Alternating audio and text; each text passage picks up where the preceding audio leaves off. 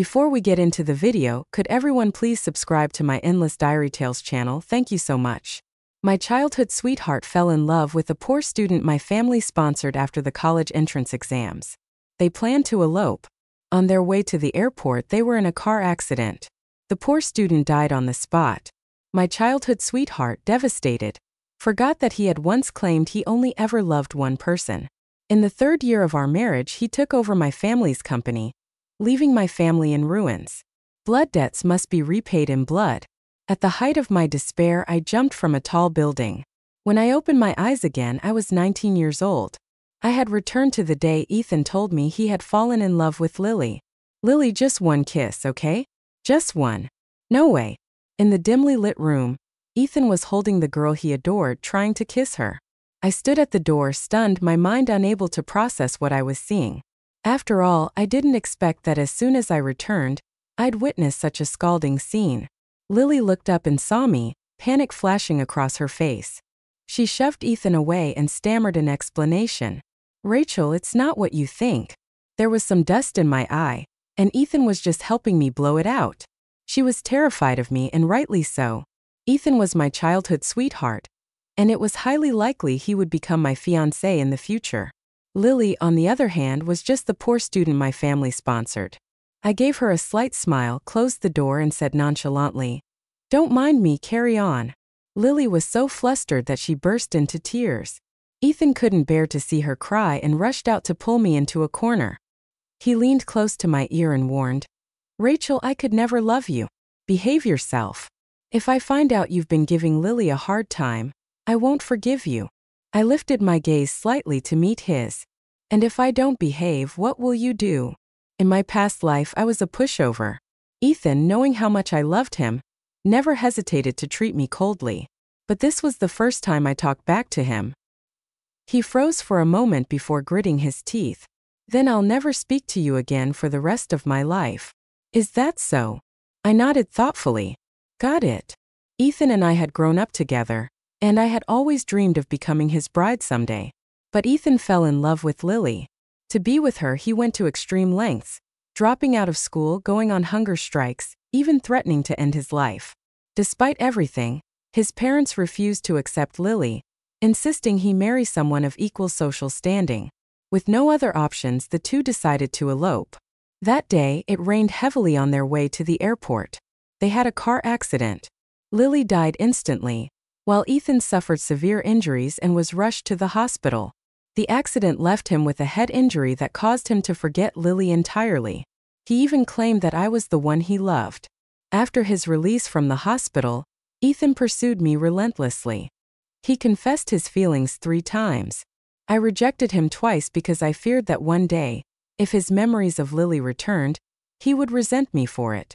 Taking advantage of the situation on the day of his 3rd confession, it was my 26th birthday. I was on a business trip in Hong Kong when he flew in just to see me. He spent a fortune to organize a fireworks display over Victoria Harbor. "Rachel," he said, "you always tell me that I don't love you, but I've thought about it for a long time and I want to tell you this. Maybe I loved someone else before, but now the only person I love is you." The sea breeze blew through my hair as he lowered his gaze to me, his eyes reflecting the falling fireworks. By then, I had loved Ethan for 12 years and it had been only 7 years. Years had passed. I wasn't a greedy person. To be greedy just once in a lifetime shouldn't be such a curse. With that thought, I allowed myself to hold Ethan's hand, and then he threw me into hell. After we got married, our family's business ties grew closer than ever. In the 3rd year of our marriage, Ethan convinced my father to invest in a piece of land. When all of my family's money was poured into the project, Ethan told my father that the land was not permitted for development. The shock caused my father to have a heart attack. He didn't survive. I confronted Ethan and asked him why. He looked at me with a smile that didn't reach his eyes. "Because you killed Lily. Blood debts must be repaid with blood." I was stunned. Only then did I realize Ethan had never lost his memory. He had blamed Lily's death on me all along. He had endured for years, fooling everyone, all to seek revenge for her. "One day, your brother's baby isn't even a month old yet, is it?" Ethan lit a cigarette, glanced at me indifferently and said, If you die, I'll let your brother's family live. How about that? I did as he wished and jumped from the high-rise. As my body plunged downward, neglected details surfaced in my mind. Lily and I shared the same birthday. That fireworks show years ago at Victoria Harbor was never meant for me. I went straight to the garden after coming downstairs. It was a weekend. Mom knew I wanted to see Ethan, so she had specifically invited his mother over for afternoon tea. Mom smiled and waved at me. Rachel, Mrs. Bennett and I were just talking about you. I walked over and wrapped my arms around Mom. Really? What were you two saying about me this time? Only good things, Mrs. Bennett said warmly, looking at me with a kind smile. Rachel's getting prettier and prettier. Ethan is a lucky boy to have her. In the future, her words implied an unspoken assumption about my relationship with Ethan. In the past, such a comment would have made me ecstatic, but now I didn't want anything to do with Ethan anymore. You've misunderstood, Mrs. Bennett, I said calmly, meeting her gaze. I've always seen Ethan as a brother. I don't like him. Mrs. Bennett froze for a moment. She had always liked me and hoped I would end up with Ethan. Rachel, how could you not like Ethan? Be honest with me. Did he bully you? If he did, I'll teach him a lesson. No, he didn't, I said, looking up just in time to see Ethan walking toward us. I curved my lips into a polite smile. Ethan hasn't bullied me. I really just don't like him. The college entrance exams are coming up, and I only want to focus on my studies. Ethan stopped abruptly, saying nothing, staring at me in stunned silence. Ethan and Lily were deeply in love. Even at school, they were inseparable. Everyone, students and teachers alike, knew they were a couple, but because both of them were good students, the teachers turned a blind eye to their relationship. I thought Ethan and Lily were true love until I went to the bookstore to buy study guides and saw Lily sharing an ice cream cone with another man. The man looked somewhat familiar.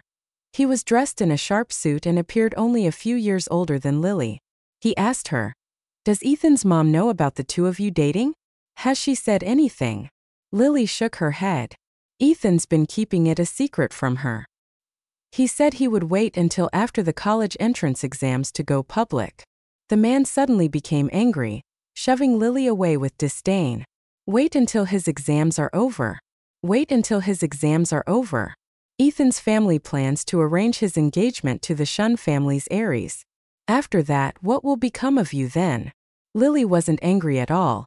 Instead, she gently wrapped her arms around his waist and soothed him. Don't be mad, Noah. I'll figure something out. Whatever you want, I'll help you get it. Noah, no wonder he seemed familiar. In my previous life, I had met him. He was Ethan's older half-brother, Noah Bennett, who had been raised in the countryside. In that life, Ethan smoothly took over the family business with my family's help, while Noah, having failed to seize control, was exiled from the city. I never expected Lily to know Noah. It seemed that Ethan's beloved, pure, and innocent Lily wasn't as devoted to him as he thought.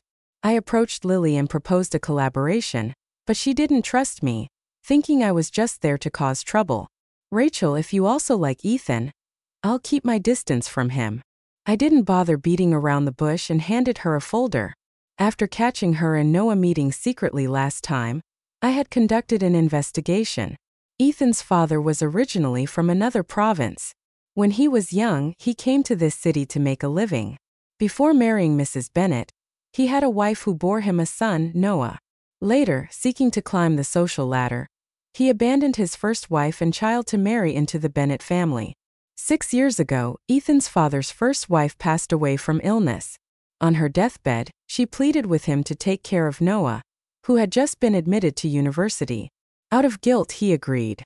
After Noah graduated, despite Mrs. Bennett's objections, Ethan's father arranged for Noah to work at Bennett Enterprises. As for Lily, she had grown up as Noah's next-door neighbor. She had meticulously gotten close to Ethan, all for Noah's sake. Lily skimmed through the documents I handed her, her face draining of all color. "What do you want?" I smirked and gestured for her to call. "Calm down, don't misunderstand. I don't intend to hurt your beloved Noah. I just want to make a deal with you." Lily glared at me, her eyes full of caution. I smiled faintly. "Relax. Honestly, I've had enough of Ethan for a long time. The enemy of my enemy is my friend, isn't it?" To show my sincerity, I shared Mrs. Bennet's weekend plans with Lily. A few days later, while Mrs. Bennet was at a spa, she coincidentally saw Ethan and Lily having coffee together at a nearby cafe. What followed was a public uproar at school. Mrs. Bennet demanded the school take serious action and expel Lily. Ethan was furious. So what if we're in love? Who cares who I'm with? Why should the school expel Lily because I'm your mother? Mrs. Bennet pointed a finger at Ethan and scolded him. And what's your status and hers? She's nothing but a commoner. You think she's with you for love? She's got ulterior motives. Let me tell you, the only suitable daughter-in-law for the Bennet family is someone like Rachel Shunn, who's our equal in status. If you think you can marry someone like her, dream on. At her words, everyone turned their gaze to me. Ethan shot me an angry glare. Of course, Rachel, it had to be you who ratted us out. Before I could deny it, Ethan sneered coldly and grabbed Lily's hand to leave. Furious, Mrs. Bennet slapped Lily across the face in front of everyone. You little. How dare you seduce my son? She didn't hold back. A bright red handprint immediately appeared on Lily's pale cheek. Lily didn't argue with Mrs. Bennet. Instead, she stubbornly turned to Ethan and said, Ethan, are you just going to let your mom humiliate me like this?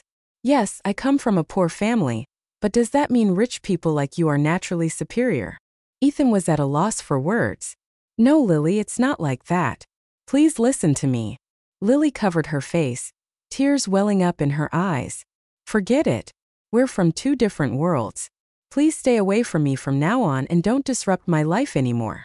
With that, she turned and walked away. Ethan, looking desperate, wanted to chase after her but was stopped by the bodyguards Mrs. Bennet had brought along. At my suggestion, Lily wrote Ethan a letter.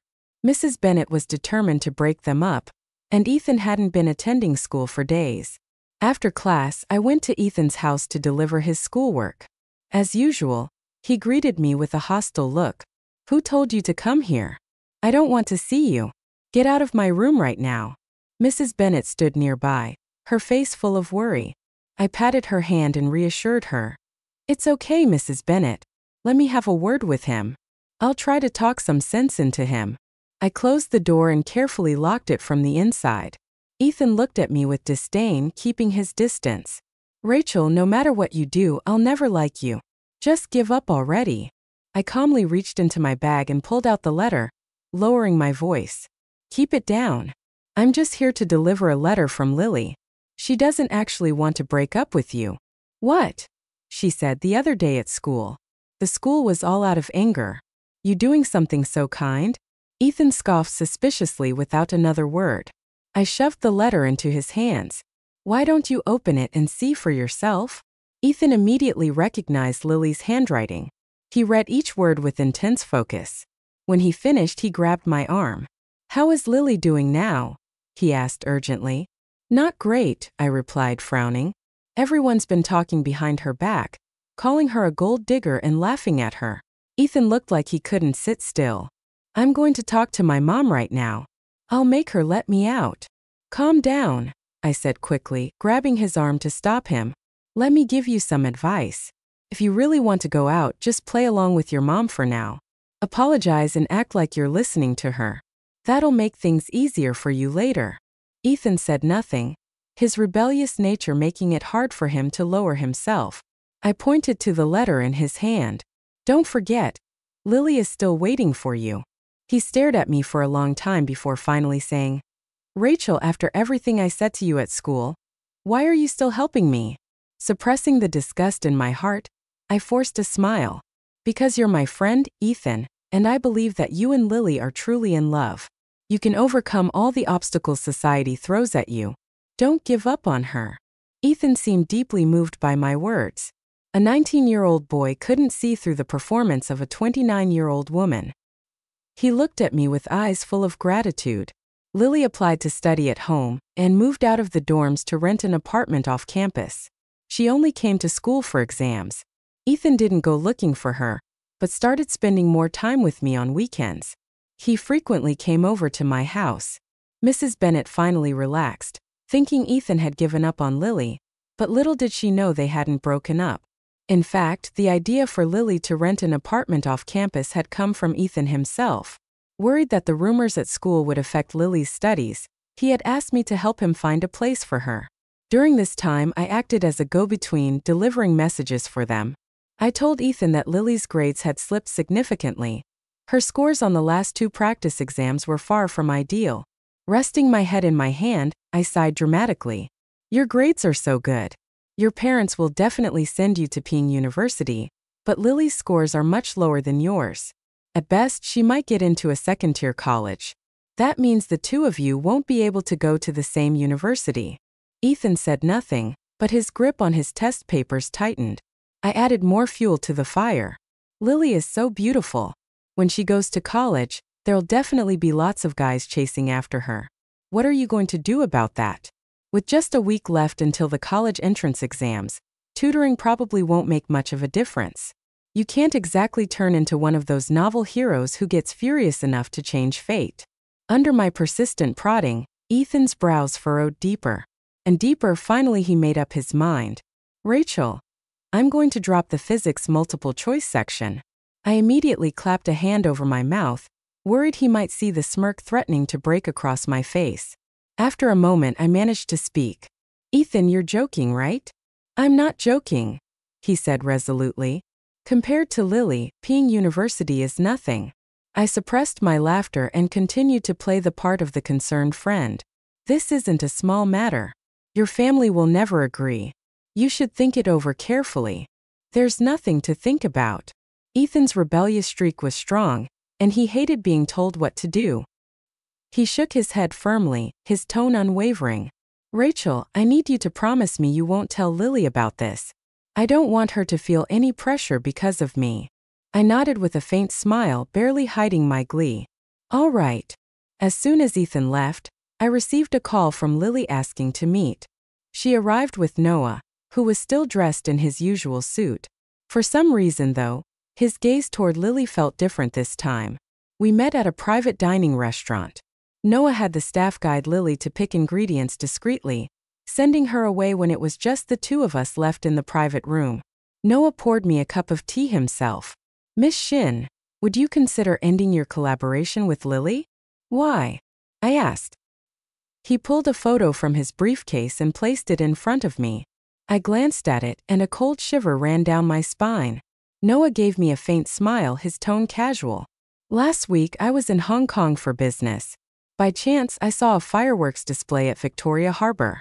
I thought it was romantic, so I took a picture to commemorate it.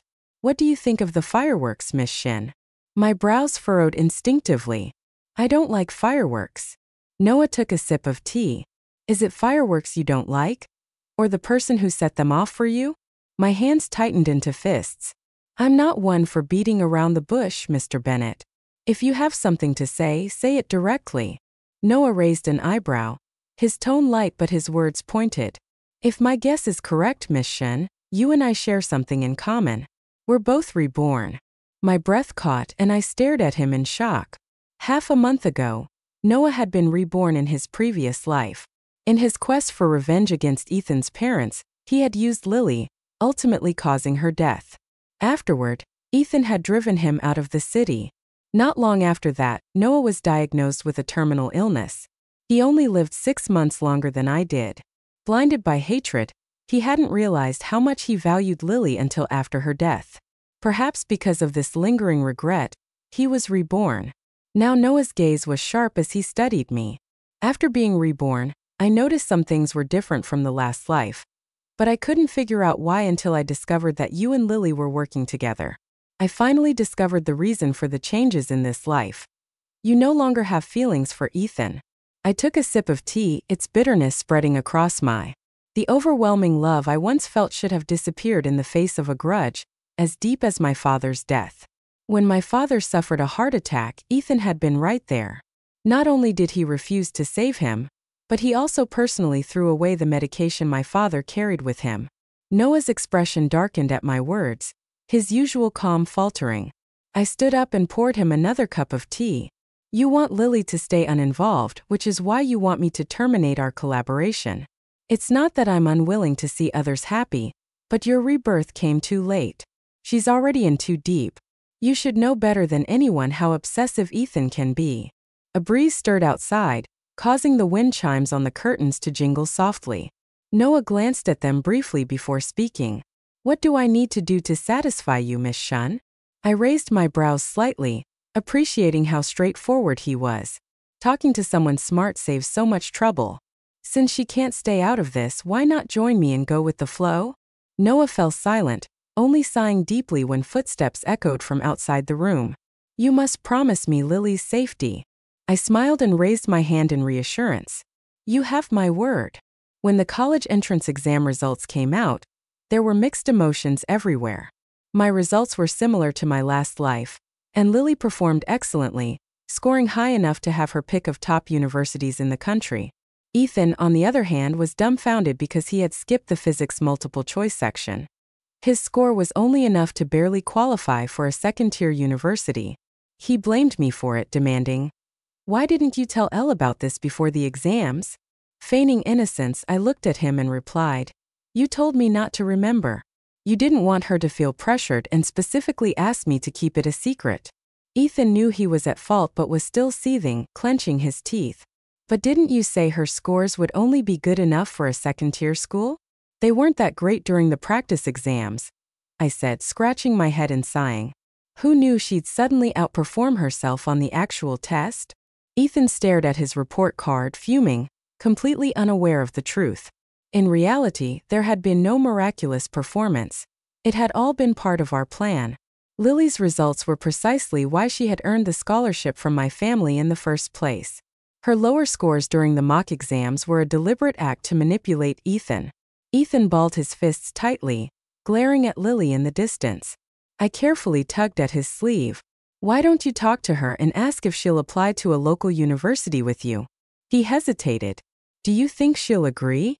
"Of course she will," I said matter-of-factly.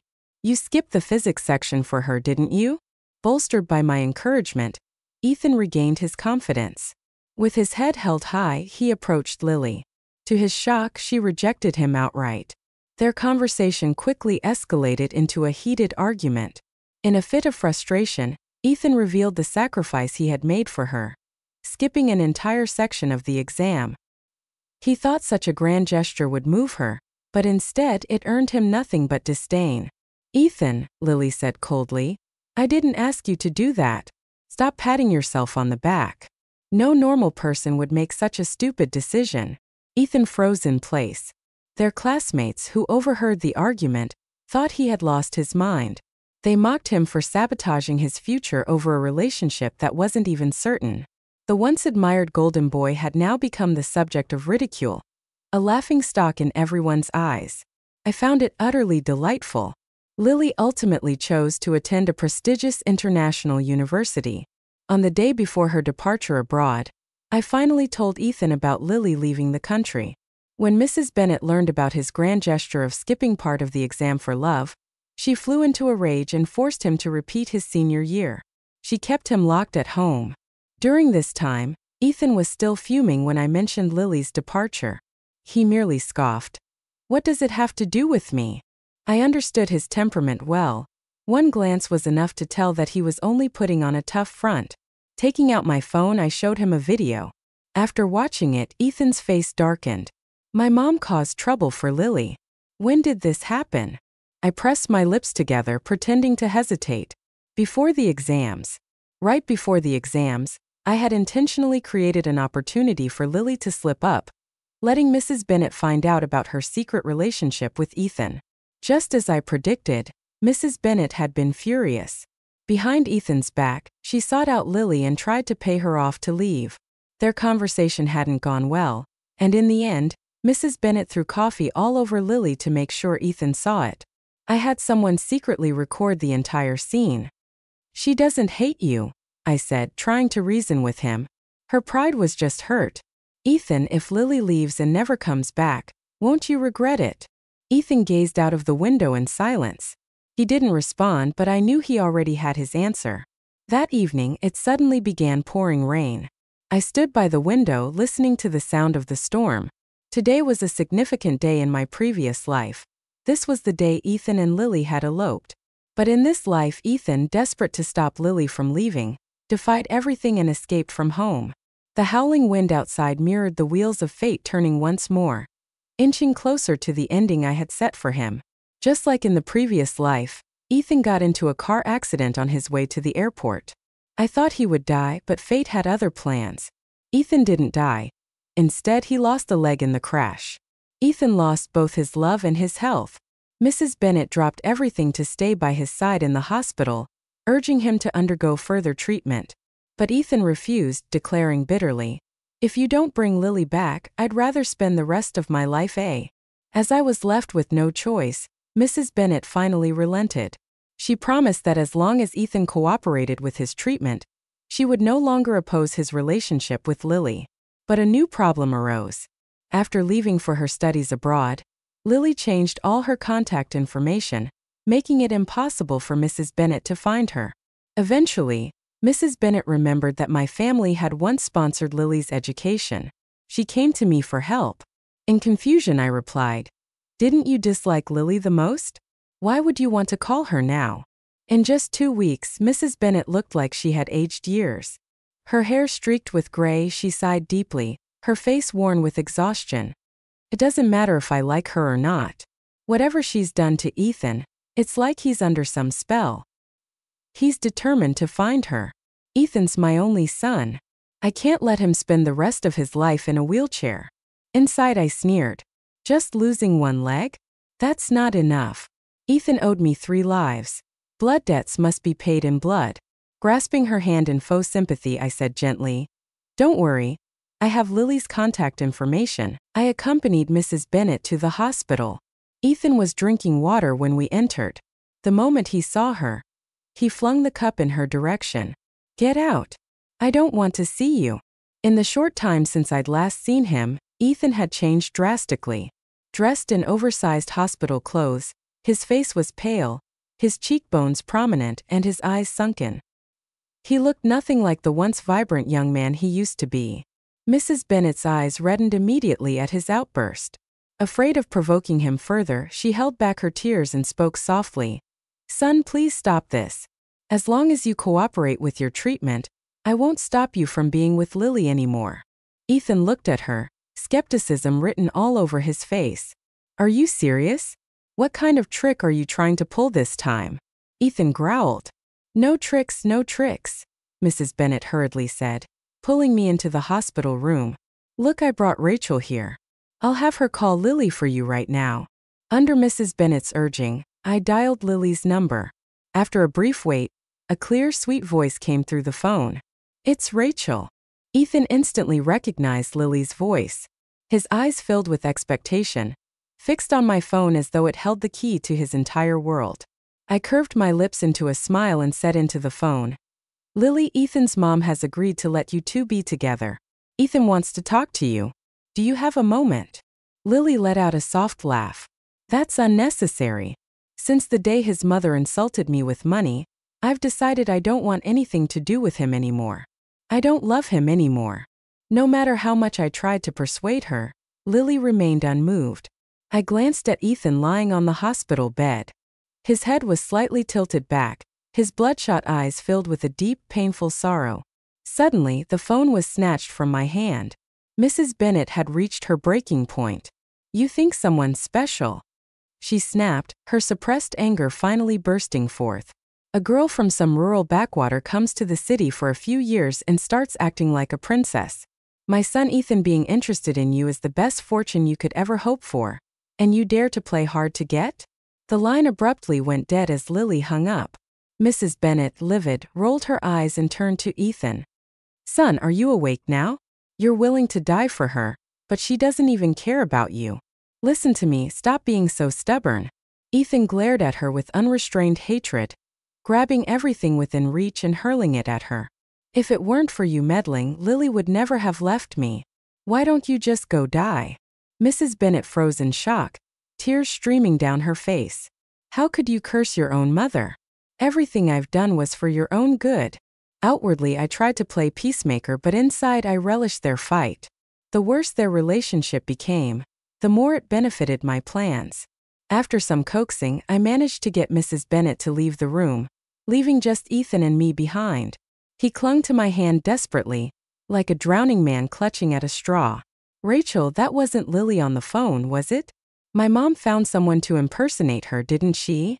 Looking at him, I felt a surge of satisfaction. Now he finally understood what it felt like to be abandoned by someone he loved. But compared to the pain he had inflicted on me in our past life, this was nowhere near enough. Gently, I encouraged him. Ethan, focus on healing your leg first. Fighting with your mom isn't going to help your recovery. Ethan scowled. Why are you taking her side? Whose side are you on? Of course I'm on your side, I reassured him, cautiously glancing toward the door before lowering my voice. But if you don't get better, how will you go find Lily? Hearing this, his expression softened, though his brows soon furrowed again. I'd like to go, but my mom will never agree. There's always a way, I said, patting my chest confidently. Just focus on getting better. Once you're out, grab your passport. Leave the money to me. I'll figure it out. Ethan's face lit up with hope. Rachel, I'm so lucky to have you. I returned his smile warmly. We're friends, aren't we? This is what friends do. If fate allowed Ethan to survive the car accident, then I would make sure he suffered even more. I would give him hope only to take it away piece by piece until he was left in complete despair. After that day, Ethan quieted down for a while. He cooperated with his treatment, stopped insisting on finding Lily, and even mended his relationship with Mrs. Bennet. On the night of his first day home from the hospital, he went to steal his passport. But what happened that night was entirely beyond my control. In my original plan, I intended to help Ethan leave the country. Some things that couldn't be easily handled domestically would be much easier to arrange abroad. Once the money was in place, a staged accident could be arranged, nothing complicated. But what I hadn't anticipated was that Mrs. Bennet had already been prepared. She caught Ethan, Han red-handed as he tried to steal his passport, and their confrontation escalated into a fierce argument. Ethan, losing all control, grabbed a fruit knife and stabbed her dozens of times. After an emergency surgery, Mrs. Bennet managed to survive, but Ethan was taken away by the police. I immediately called Noah, asking him to find a way to spread the news. To my surprise, he refused. Why? I demanded, confused. This was a golden opportunity for him. If public opinion snowballed, the media would dig into Ethan's past, and Lily would inevitably be implicated. Noah paused briefly before replying. Ethan asked the lawyer to pass a message to you. What did he say? He said you shouldn't worry. When he gets out, he'll take you to see the fireworks at Victoria Harbor. A jolt of shock ran through me, sending a shiver down my spine. Could it be that Ethan was reborn as well? Under Noah's arrangement, the Bennet family's lawyer accompanied me to visit Ethan in the detention center. Ethan's expression was calm, unnervingly so. Even in a holding cell, there wasn't a trace of panic on his face. Instead, when he saw me, his eyes lit up. Rachel, what are you doing here? I couldn't find the words to respond, my fists clenching tightly. My suspicions were correct. Ethan had indeed been reborn. The sharp gaze of a teenager in love was vastly different from the steely, calculating look of someone who had already fought through the brutal world of business. Ethan's sharp eyes noticed something was off. Rachel, don't worry, he said gently, mistaking my unease for fear. I'll be out soon.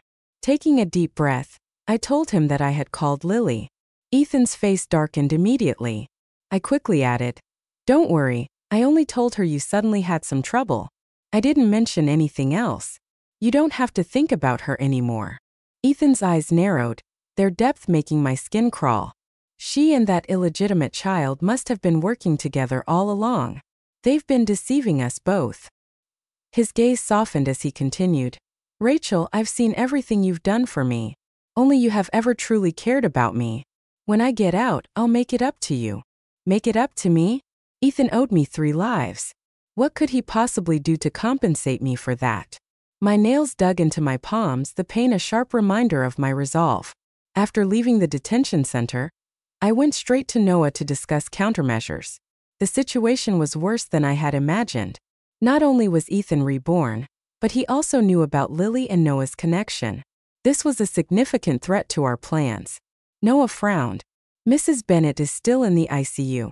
Her condition is critical, and she's entirely dependent on life support. She has no consciousness whatsoever. My father has already submitted a statement of forgiveness to the police. I sneered. So your father is sacrificing his wife to protect his son? With Mrs. Bennet gravely injured and unable to testify, they can shift the blame to her actions, claiming Ethan acted in a moment of provoked rage. If Ethan pleads guilty and shows remorse, they can argue for reduced charges or even a suspended sentence. Noah chuckled coldly, his tone devoid of emotion. Decisiveness had always been his way. As the scent of tea curled in the air, I took a small sip from my cup and said, even if he gets a reduced or suspended sentence, it will leave a stain on Ethan's record. That alone is enough to ruin him. Noah looked at me, the hint of a challenge in his eyes. And if there was a way to keep Ethan out of prison entirely, do you think Mr. Bennet would go for it? Noah's brows furrowed slightly, surprise flashing in his eyes. Are you suggesting? I raised an eyebrow with a faint smirk. Ethan's situation won't result in more than a 3-year sentence. It's hardly a big deal. Instead of opposing him, why not give him what he wants? Bring him out of this mess and shatter his dreams later. Mr. Bennet pulled strings to have a fake mental illness diagnosis created for Ethan. The lawyer gathered extensive evidence showing Ethan had suffered severe emotional trauma a year ago, coupled with his car accident, which led to a serious psychological disorder. The court ultimately ruled that Ethan's actions were due to negligence, and that his dissociative disorder rendered him unable to control his behavior during the crime. He was not held criminally responsible. Ethan was quickly released from custody. To maintain appearances, Mr. Bennet sent him to a psychiatric hospital. On the day Ethan was admitted, I visited him. He looked well, full of energy. Taking my hand, he gazed at me with a look of deep affection, speaking a torrent of sweet words. I stared at him in silence for a moment before finally asking, Ethan, why the sudden change? You didn't like me before. Ethan froze, a flicker of guilt crossing his face. That's not true. He raised a hand, gently brushing it across my brow and eyes. The truth is, I've always liked you. It just took me a long time to understand my own heart. I know I did a lot of terrible things in the past and hurt you deeply, but please believe me, when I get out, I'll make it up to you. I'll spend my entire life treating you well, and won't let anyone harm you again. I opened my mouth to respond but found myself speechless. How could someone be so shameless? Did he think that just because he was reborn, all the atrocities he committed in his past life could be erased? He only turned to me now because he realized Lily had deceived him. There was no one more repulsive than him. But I never intended for Ethan to leave the psychiatric hospital. Before he was admitted, Noah and I had already spoken with the doctors. They understood the need to pay special attention to Ethan. The Bennet family wasn't short on money, and the treatments, medication, and injections would all be administered without fail. My brother used to insist he wasn't sick and refused to take his medication. I explained to the doctor we had no choice but to coax him into it. Just do whatever you have to. The doctor nodded knowingly and assured me that whenever I had free time, I would visit Ethan. His condition steadily deteriorated, becoming more and more like that of a true psychiatric patient. Sometimes he would complain about his insomnia, lack of appetite, or his uncontrollable bouts of anger. I laughed inwardly. The medication prescribed for him was meant for actual patients. Of course, a normal person would experience side effects. Outwardly, I maintained a gentle demeanor, soothing him. Just hold on for a few more days. Mr. Bennet said he'll take you home once he finishes his current work. But in truth, that day would never come. While Ethan stayed in the psychiatric hospital, Noah was busy as well. Mr. Bennet, already elderly and overworked, suffered a stroke recently and was now hospitalized, paralyzed. With Mr. Bennet incapacitated, Noah, as his legitimate son, naturally stepped into his role. However, some high-ranking executives in the company harbored ulterior motives. They insisted that Ethan, as a member of the Bennet family, also had a stake in the company and demanded his input to appease them. Noah arranged for a visit to Ethan at the psychiatric hospital. Despite his unstable mental state, Ethan's hatred for Noah remained intact. Pointing directly at Noah, he angrily cursed him as a bastard. The executives, upon hearing this, saw an opportunity. Smiles began creeping onto their faces. But before they could act, A nurse entered the room to give Ethan his scheduled injection. Ethan, of course, resisted. "I'm not sick. I was reborn. Let me out of here," Ethan shouted. "My family's company is still waiting for me to take over." The nurse, unfazed, tried to calm him. All right, take your shot and meds first, and then you can go inherit your company. How about that?" The senior executives who had come with Noah shivered at the sight, quickly finding excuses to leave. Noah, however, lingered. He had one more piece of news to deliver to Ethan. The hospital had just called. Mrs. Bennett had suddenly gone into critical condition, and despite their efforts, the doctors had been unable to save her. She had passed away. Ethan froze, his eyes instantly turning red. Like a madman, he lunged at Noah, looking as if he wanted to tear a piece of flesh from him. I had just stepped out of the elevator when I saw a group of medical staff rushing into Ethan's room. Ethan was soon restrained on the bed, his limbs immobilized. Furious, he shouted, "Noah, you killed my mom. You won't die in peace." Noah sneered. "Get a grip, Ethan. Your mom's death was your doing. Have you already forgotten that night you stabbed her 17 times? Ethan suddenly fell silent, his lips trembling uncontrollably as he struggled to speak. When his gaze landed on me, standing at the door, his eyes filled with desperation. "Rachel," he whimpered, "he's lying, isn't he? It's not true, right?"